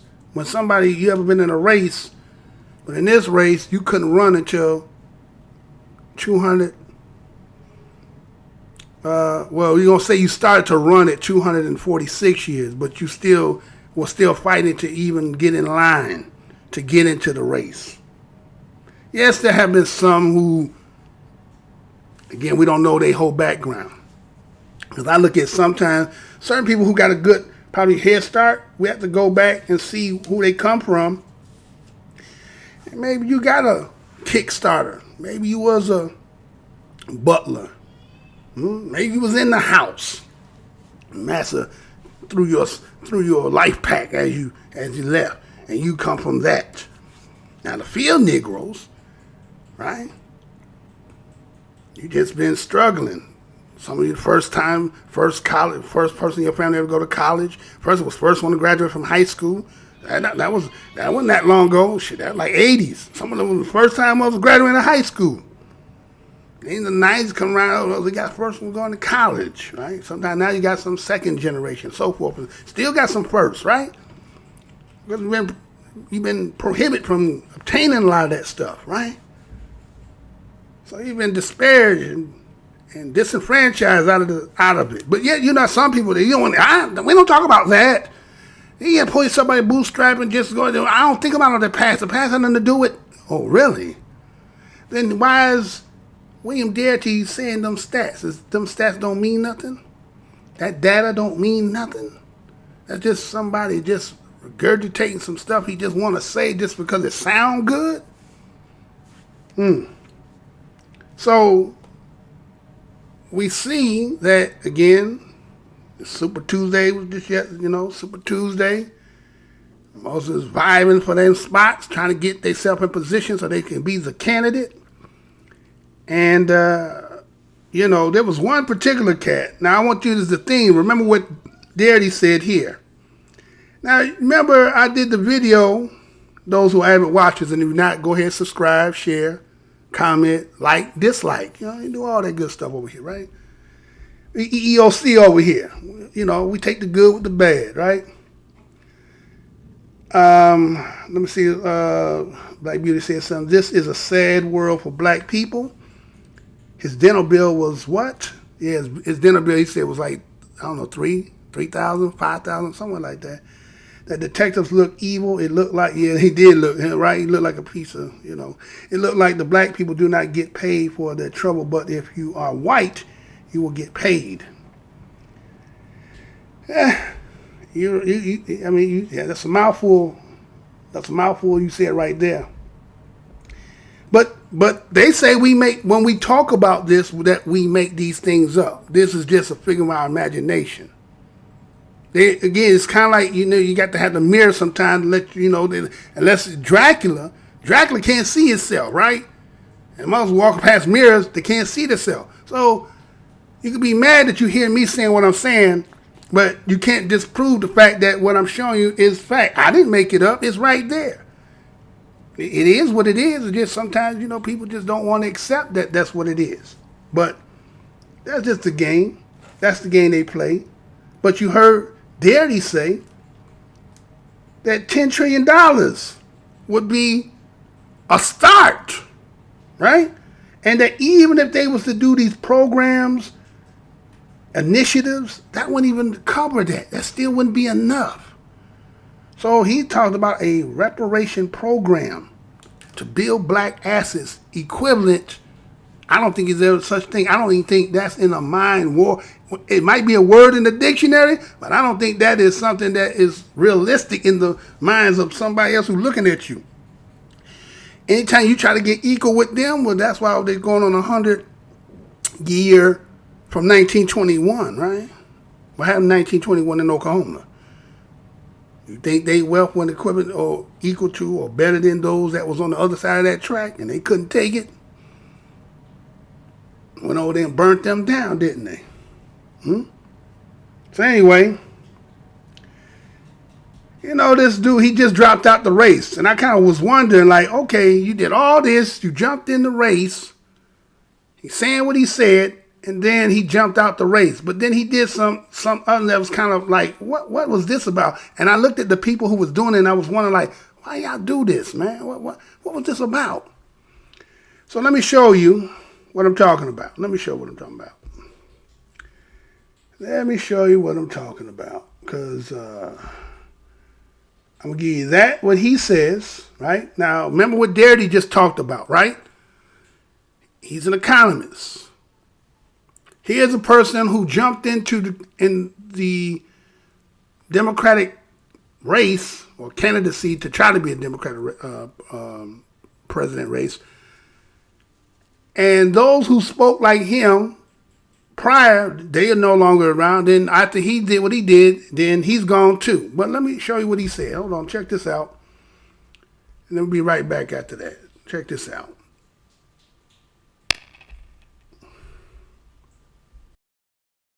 Tom, good to see you. Thank you for being with us today. How are you feeling? I'm feeling great, Ali. Fantastic. It's a great day. Excellent. Tom, let's talk a bit about, I spent some time in the last show talking a little bit about African-American empowerment, something that you feel very strongly about and seems to be resonating with African-Americans in South Carolina. What's the issue? Blacks have 1/10 the median wealth of white families in America, about 17,000 versus 170,000. Fundamentally, that's the thing that's broken. That's the thing we have to fix. What are you going to do about that? Well, Ali, that is the result of literally centuries of discrimination, legal prejudice, and injustice. And you can see it honestly when you go and look from policy area to policy area, whether it's criminal justice or housing or education or literally climate change, you see gross racial injustice. And I've been talking about it directly. I'm the person in this race who believes in reparations for slavery, but more than that, I believe in calling it out and dealing with it issue by issue. And I think that it is unmistakable. People are very uncomfortable talking about it, but unless we talk about it and talk about solutions to what's happened, then we're never going to repair the problem. And you bring up the ultimate measuring stick, which is family wealth, but there's so many things that play into that one statistic that we have to talk about that, you know, I think this is an overwhelming fact of American life that has to be addressed, that we have, you know, refused to deal with straightforwardly for hundreds of years. Yeah, the beauty about that statistic is it just puts into stark relief what the problem is, but you're right. We have housing problems. Housing is a source of great wealth for American families, and African Americans, starting with redlining and before that with Reconstruction, and before that with slavery, have not had the chance to build up that wealth. We have education funding issues, and we've got entrepreneurship and funding of business issues. You're a businessman. How do you solve that last part about it? What do you do to allow African Americans to grow wealth through business? You know, Ali, I don't know if you know this, but 15 years ago, I started a nonprofit community bank in California to address the needs of Black entrepreneurs and Latino entrepreneurs and women entrepreneurs to basically support their businesses because the banking community was so prejudiced and discriminatory. You know, we've built that from nothing to more than $1 billion over those 15 years. We measure every single loan on its impact in the community, and it does a lot of things besides just supporting Black, Latino, and women-owned businesses. We've supported over 8,500 affordable housing units in the last 3 years. And one basically designed where regular banks redline, that's where we go. You were doing the other. I did know that, and I did know one of the things that I think people know about you, but they may have forgotten, is before you were about impeachment and before you were a candidate, you were really about climate change. And one of the distinctions that I think we need to draw with climate change, particularly in South Carolina, is that it's bad for everybody. It's worse for poor people of color. Well, you know, Ali, what I found in working on climate for well over a decade is this. If you start in the communities where people are being poisoned through the air or water, then you get not only, you get the right coalition, you get the right leadership, and you get the right policy. And those communities are overwhelmingly Black and brown communities. I mean, we all know who lives in Flint, Michigan. African Americans. We all know who lives in Newark. In South Carolina, in Denmark, South Carolina, people were drinking water that was making them sick, ruining their kidneys, and killing them, and the state wouldn't give them a water treatment facility. If you go to the Denmark, South Carolinas, and meet the people there and get them in leadership, if you go to Spartanburg, South Carolina, there's incredible environmental justice leadership there. If you start in those communities with those leaders, you get the right climate plan too. You get everything in one package with justice, racial justice, and the front. Tom, I saw some video today. I'm going to play it right now. I can't say that I know what this is about, but it looked like you on a stage dropping it like it's hot. What's, I don't know if you can't hear it, but you're dancing on a stage. What's going on here? We were having a rally, and I was having a good time. Ali, I know that seems strange in American politics that someone could relax and have a good time, but that's all that you're seeing. And actually, it was a lot of fun. Tom, good to see you, my friend. I hope you have a good day. We will talk again. Democratic presidential candidate Tom Steyer in South Carolina, where he will be spending his day and ending his day. Hey there. All right, Tom Steyer, right? Tom Steyer said a whole mouthful of things, didn't he?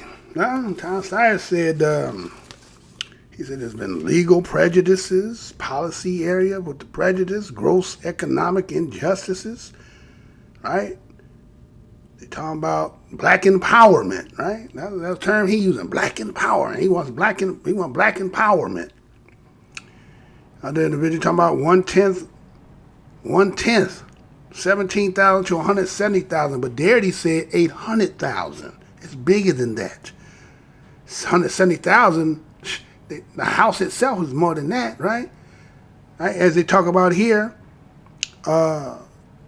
housing was where the great wealth is. That's where you establish yourself by getting a house and using the equity and so forth, and that's how people were doing it. But if you were depriving us, right, keeping us from obtaining, redlining. So if we did get a house, we got in an area that was redlined, so that means the property value was low, right? He said the banking business was prejudiced. Talk about the poison water and air that where we live at, right? Like Flint, Michigan, and so forth, right? And so here's something that if he is saying that, Tom Steyer is saying these things that obviously are facts, not just to him, even the person who's doing the interview is also saying the same thing too, right? He's saying the same thing too.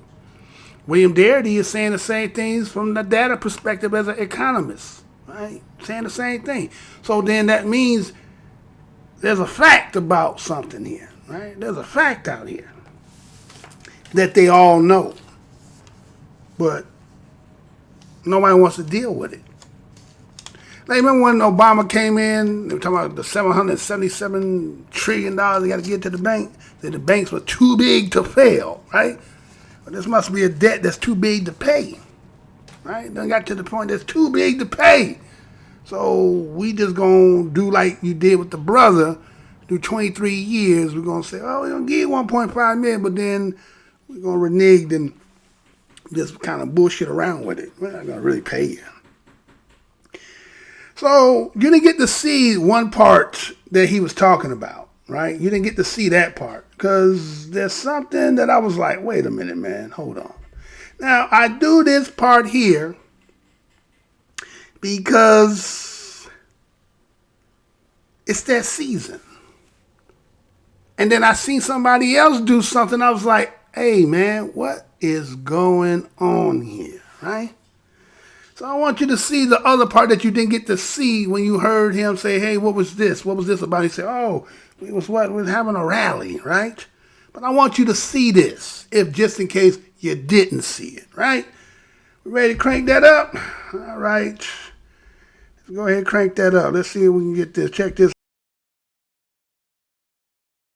Let me ask you this, the video that is all over social media right now, let's play it. This is businessman Tom Steyer with Juvenile on stage, I think it's his wife there as well, dancing to back that ass up in South Carolina for the Get Out the Vote rally.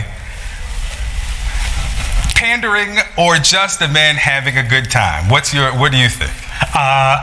I think it's pandering, but you know, I give him like an 8 for rhythm, but that's an 8. I mean, Michael, this is a 2.5. I mean, he's on beat. Like I'm not judging the move. Strictly on rhythm. Yes. He's at least with the beat. But the other thing is, right, it's pandering. Yeah. I don't think anybody in the audience would have said, well, why didn't he come out and dance with Juvenile? But, yeah, no one would have missed his on stage. I think that is what candidates think they need to do to get the black vote. Like, nobody's going to say, I'm going to vote for whoever brings Juvenile to my town. Yeah. But apparently it's a thing, you know, like we don't see Taylor Swift yeah, we don't. in Iowa. The other element is we don't see black choirs at every state event they go to, but we see them a lot in South Carolina. Something else now, Mr. Steyer, something that perhaps will make you smile for sure. This viral moment of yours, you got a little loose, you're dancing, you're on stage there with rapper Juvenile, you know, one of his hit songs. What was that moment like? What was moving you? What were you thinking? Well, you know, Frederica, it's really funny to me because we are talking about really serious things here. I mean, we are talking about people who are working for inadequate wages and can't live on it, people who are dying because the healthcare is so bad. We're talking about kids who aren't getting the chance to get educated, about environmental injustice where people are being poisoned, about racial injustice that's gone on for centuries. But let's also remember that life can be really fun. And all I was doing last night was having a little fun. And I'd hate to think that the American political culture is so toxic that actually Juvenile is a really nice guy. Yeah. And he was teasing me to come up and show my moves. And I was like, okay, baby, here we go. So that was just a little bit of fun. And I enjoyed myself. And if the culture is so bad you can't have fun, I think there's something wrong. Right. We all got to have a little fun, a lot of fun, in fact. And charisma goes a long way, too. Absolutely.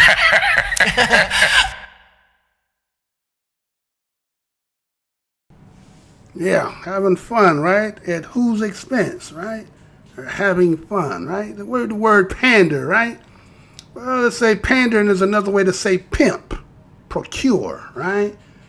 Whoremonger, flesh peddler, hustler, sweet man, white slaver, smuggler, runner, go-between, intermediary, the middleman, the agent, the solicitor, the supplier, the provider, the madam, the manipulator, the exploiter, the fawner, the puffer, the apple polisher, the brown nose, the parasite, leech, moocher, scavenger, hanger on, right?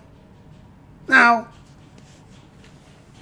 some people would be like, you know, it's nothing wrong. I mean, we're just out there having a good time. Why are you taking it so serious? Well, I'm going to say it like this. How about this?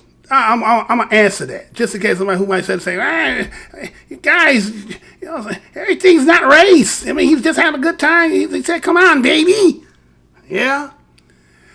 Well, this how I think when he was doing that, when he was out there dancing, this is how I think it was coming across. You want to see how I seen it?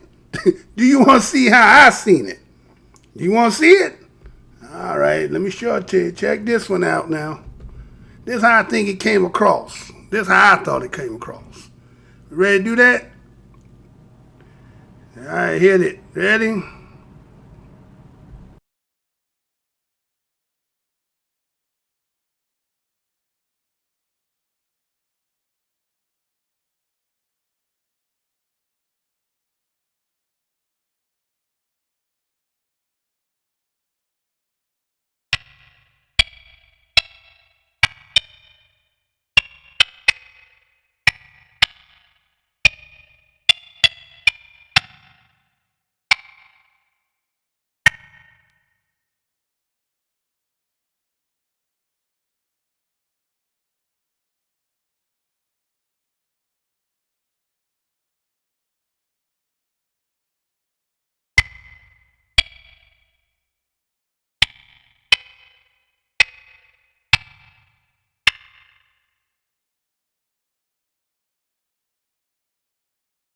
All right, so hold on a second, y'all.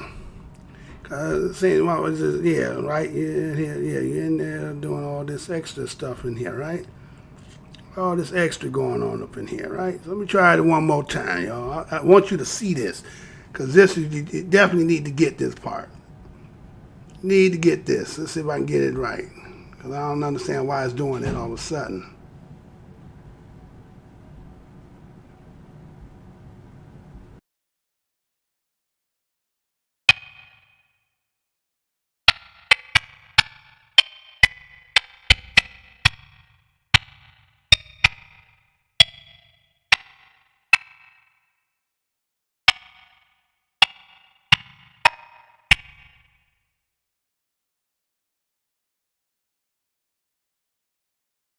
All right, let me try this here. Let me see something here, because I'm not understanding that at all. Unless you're sitting yourself up in here, you're trying to do that because you know where I'm going with this, right? Because that's what that was to me, right? Now again, I don't, I look at it like this. When you don't support your people, like they end up doing things, right? They start doing things for the money because they're trying to survive. Because one thing about, especially now, we've been programmed in such a way that we don't consider, like, let's say the classics, the old stuff. Only time you hear something like cookouts and family reunion, but when you look at these other people, people still be selling out and getting, people still support them. Our people, when we look at hip hop, we got to really ask ourselves, who be supporting them really? Now, we may be of the culture, but when we talk about longevity, why they end up have to be going out of the country to keep doing business? Which allows other people to do what? That's who they end up catering to. Right? And so, it might have been all in fun, but I'm just saying how it came across. And I don't blame Juvenile at all. He just got caught up again. I don't know, situation and so forth. But maybe he didn't look at it that way. But the way I looked at that, here's somebody who talking about what he said about reparations, and he know all this stuff about black people. And those two that was sitting there doing this interview, he said pandering, but you was, you was just, laughing. It was funny and everything. Oh, I wish I could get this to play, because if I get this to play, you're gonna understand what I really mean by this. And I'm not understanding why it's doing that. So I'm going to try it again. Let's see if I can get it to play.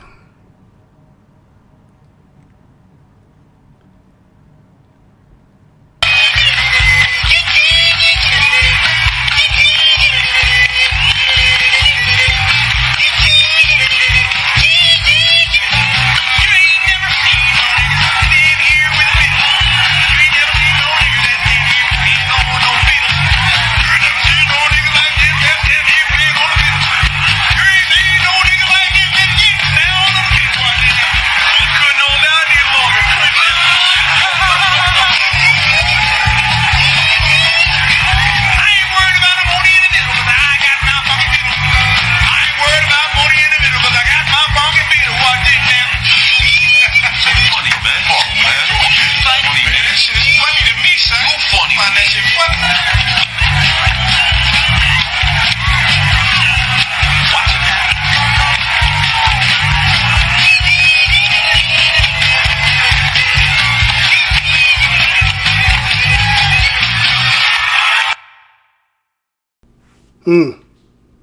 Was it funny? Was it really funny? That's the way it really came across, right? Huh? Was you laughing? Was that funny? Like Joe Petty is funny, like funny how, right? Huh? It was funny, right? You're sitting out there, you know. Like I say, I understand sometimes people in a situation, they do what they do. But the way it came across just like what I just made that, that's how it came across. Then, to show you that they vibing like that, right? Did y'all see this? Did y'all see this? Hold on, let me show you this, right? Did you see this one?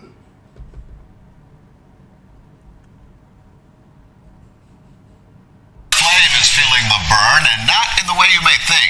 Iconic hip-hop group Public Enemy has apparently fired the founding member after 37 years. Rolling Stone reports that Flavor Flav and Chuck D were fighting over the marketing of the group's name and likeness for a Bernie Sanders rally in LA.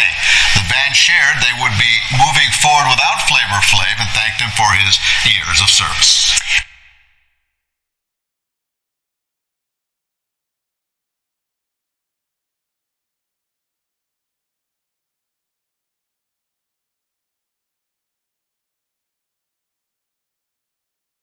Is feeling the burn, and not in the way you may think. Iconic hip-hop group Public Enemy has apparently fired the founding member after 37 years. Rolling Stone reports that Flavor Flav and Chuck D were fighting over the marketing of the group's name and likeness for a Bernie Sanders rally in LA. The band shared they would be moving forward without Flavor Flav and thanked him for his years of service.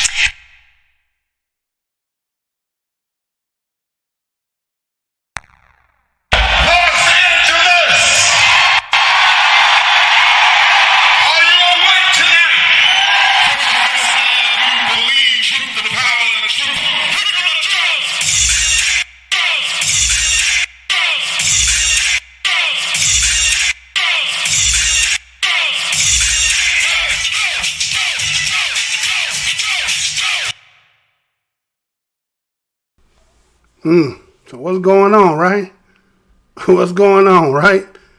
Those who might be, let's say, Generation X, or Public Enemy meant a lot to you at one time, right? Didn't it? I meant something to you at once upon a time, right? Gen X, fight the power, X hat, Malcolm X, huh? Remember all that? Say, Flavor was like, he wasn't trying to support the burn. But they say, well, we didn't get rid of him because he wasn't supporting the burn. He had been late and all this other good stuff, right? But as Daddy talked about reparations, the detriment data, the difference between wealth, you hear Steyer's, he can run it down. He can run the list down. But what was he saying as into what he was going to do? Oh, he can run the list.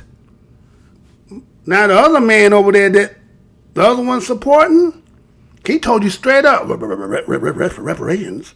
What's that? Remember that? He was on the what's that? Huh? Right? What was that about? Right? Then you seen that logo. You took the iconic logo. Do I have to show y'all that? You took the iconic logo and using that as a semblance to this cat you supporting. Let me show y'all this. Did y'all see it?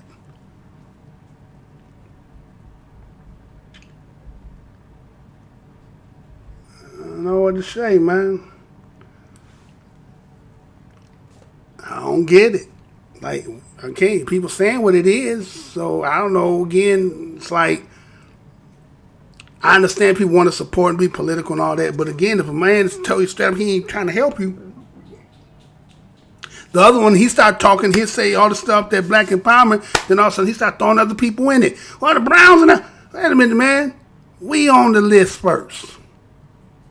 Other cats straight up, he ain't for that, he ain't for that, but somehow you supporting that and you using, so it just is diminishing everything, man. Everything, it's becoming a joke now, right? Like, man, what happened to the, you know what I'm saying, the integrity? What about all that? I get, like I said, we have to be honest with ourselves. That's why I don't really, I'm not gonna never, shit on my brothers. I love my brothers, right? And they do what they gotta do. They got support and all that other stuff. They got, okay. But that's what I'm saying. When we don't support those who we, if you don't support, then you allow them to have to go and they may have to do some shit like that. And then now we looking at them kind of side-eye like, what's that about? Right? Now you might have good intent because, again, politics is, to each his own. You're going to go where you think is best. But, for what it stood for and what it meant to us, and you throw a cat on there that really told you straight up when he had to deal with BADOS or ADOS or FBA or B1, he told us straight up, I ain't got no love for you. I ain't got nothing but love for you, man. He took him and said, man, you got to go. Right? And the articles in the Rolling Stone, I could get into all that, but I think that was self-explanatory for itself. Nothing else need to be said.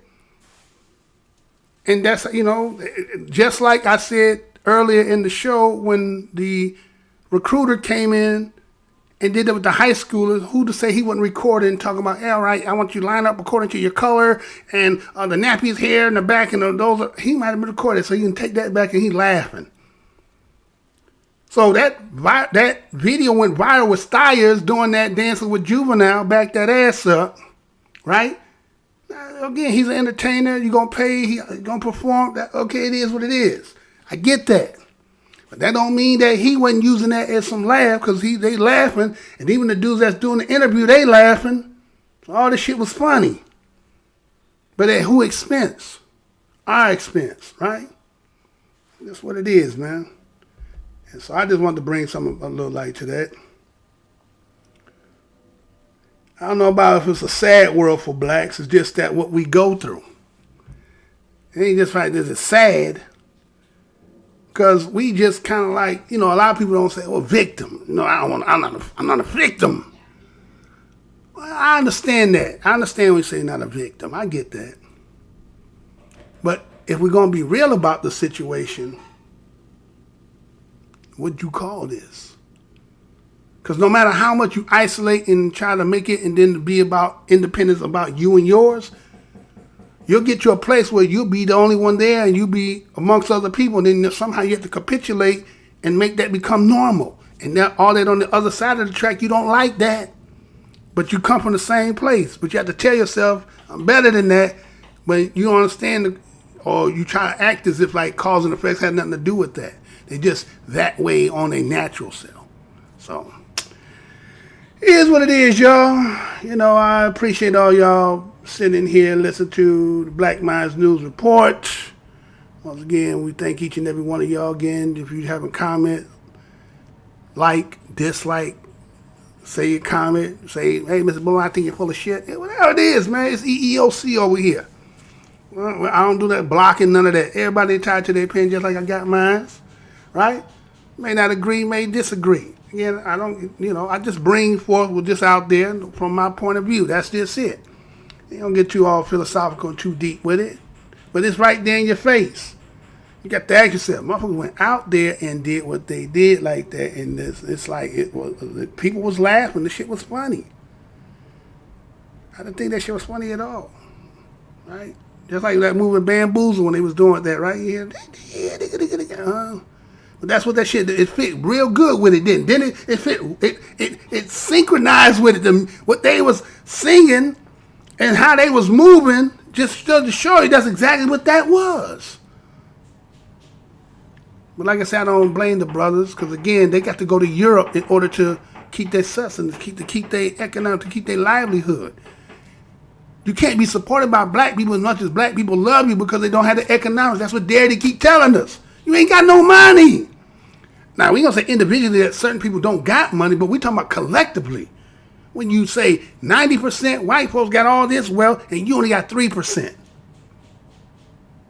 And probably the majority of that 3% are people who are getting paid by other people, who entertainers, athletes, actors, and all. They the ones who got all the money. You may have some other people who are, professionals by trade and so forth, and businessmen. So, okay, but that 3% versus that 90%, they have to be kind of selfish to themselves because it's too many people, too many mouths that you're trying to feed behind that need too. So that's why we looking selfish. People got their own. And they do little, things that look like I'm helping. I'll get some turkeys and eat on a holiday. Well, go take that back. That's on the plantation. Them the days you got a day off. We'll make sure you eat on that day. So it is what it is, man. So call it. I'm gonna just call it for what it is. But yeah, that's right there. That boy out there with the pose with the right hand up. Like anybody could do that day. Like I said the other day yesterday when I talked about that part in what was that, the barbershop, when they allowed that white boy to say, "I'm blacker than you on your best day. You can never be me." Well, that's where we at. We have to do what we got. People are doing what they kind of do to survive, and even if they own what you thought they had a stance for, a platform, or let's say they square, they ain't got that no more. Cause they gotta keep maintaining. So it is what it is. So we're gonna get up out of here, y'all. Appreciate each and every one of y'all for coming again. You know what time we're coming right after McDonald's close for the breakfast, right? So as always, we'll show between 10:30, 10:45, somewhere around there. Not that I work at no damn McDonald's, but that's about the time I can get everything ready. So go hit that for me, sir, so we can get up out of here. Let me say who was all up in here. Let me get a shout out to everybody who was up in here. That commented, at least you commented, right? DOD was up in the house. Mr. Spencer 0620 was in the house. Black Beauty, as always, was in the house. Look like that's all that was in the house that at least spoke to. Say what's up to you, right? So thank each and every one of y'all. Again, when you see your brother, greet your brother. What's good, brother? See your sister? What's good, sister? If you can't do that much, please give a universal nod. You know, we got to take all this envy, jealous, and strife out our ass because in the end, we is all we got. Some of us got allies, but some of us going to have to ask our allies a couple questions. One, when shit get hot and this shit get hot, are you still be down here in the frying pan with me? Two, have they ever heard of John Brown? And if they heard of John Brown and know about John Brown, ask them. How come white folks ain't never made a movie about John Brown? Yeah, like John Brown, the worst white man that was ever made or ever lived in the United States, right? So, again, I'm your host, Mr. Blows Your Mind, and this has been another Black Minds News Report. To the next show, y'all. And to the next show.